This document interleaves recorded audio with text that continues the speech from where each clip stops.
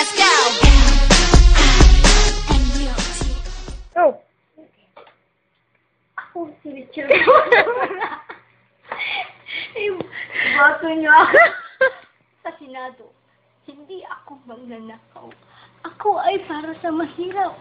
Magpapatayo ako ng building. para may mga kumpanya para sa mahirap. Ay, yung mga taong walang internet, magpuprovide ako ng internet. Yung mga taong walang, ano ba yan? Walang pambili ng pagkain. O, bibiliin ko sila ng pera. Papatayuin ko sila ng bahay. Kaya, tinawag ako Richard. Ikaw ay para sa mahirap. Kaya, iboto niyo ako sa Senado!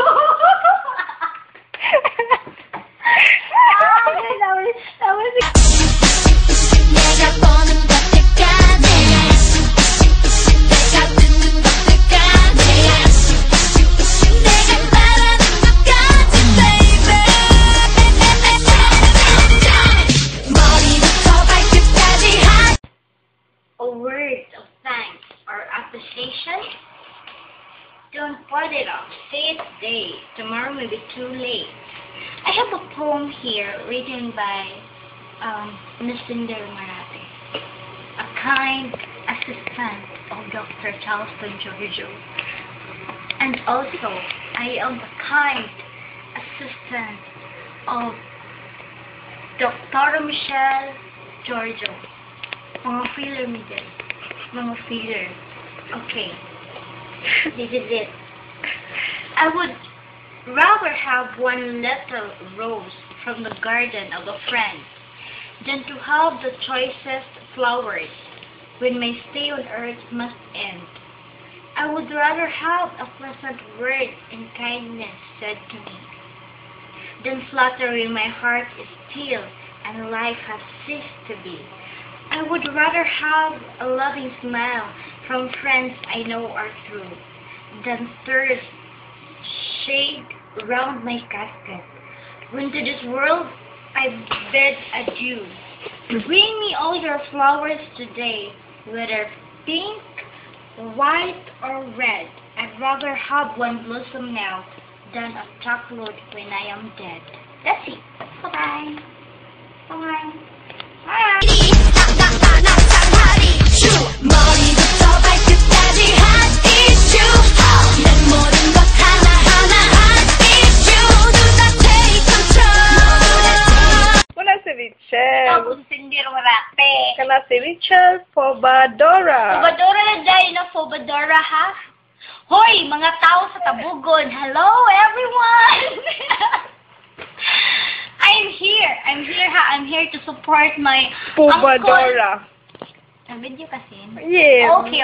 Maayo noon kaya ako nang ipang scatter dito sa Tabugon. Ingalin mo siya mga friends, mga Tabuguanon, mga pinangga kong Tabuguanon. Ako, nagpakaluin ninyo in town.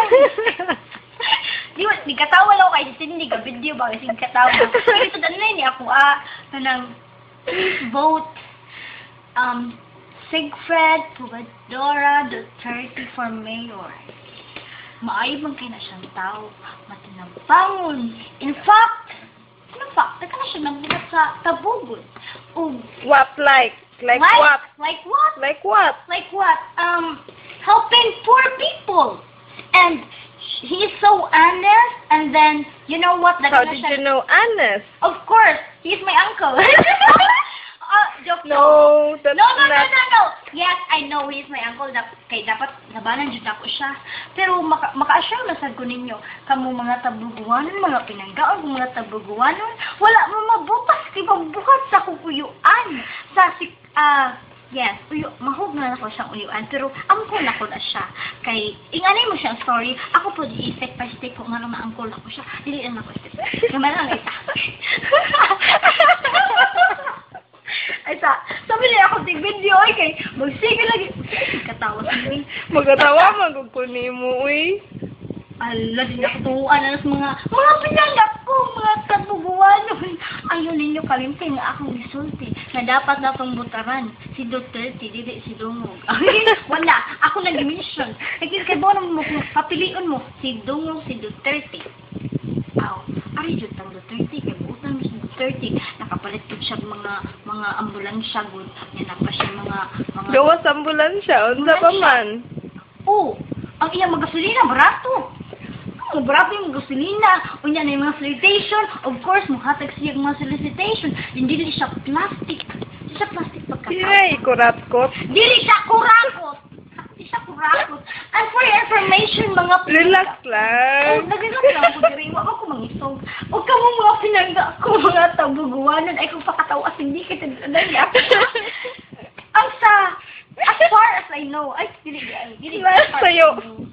Dili, ay, nasayo ko mga tabuguanan. Ang ani man ni siya.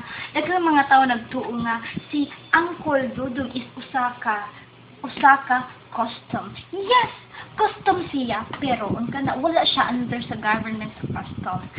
Usa siya ka custom bookkeeper. Iyanin ka ugalingon nga business. O si Dudong Duterte wala po na siya magpalusot o mga gasolina. Kanang mga issue niya, it's normal because of election tungod na sa iyang mga kontra. Kahila kung tatayo mo, Chile. Lagi, tungod na sa mga kontra partido, dapat mo... Wala, enough na. Oh, sige. Ako sa